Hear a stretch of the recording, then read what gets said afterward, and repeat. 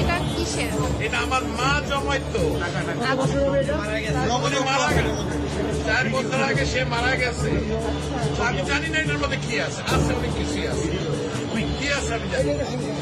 এটা আমি দিয়ে গেলাম, বহুমূল্যবান মানে আমার কাছে এটা অনেক মূল্যবান, টাকাও থাকে অনেক মূল্যবান। আপনি কি চান আপনার সামনে আমরা এটা আপনি দেখতে চান? যদি চান আপনি চান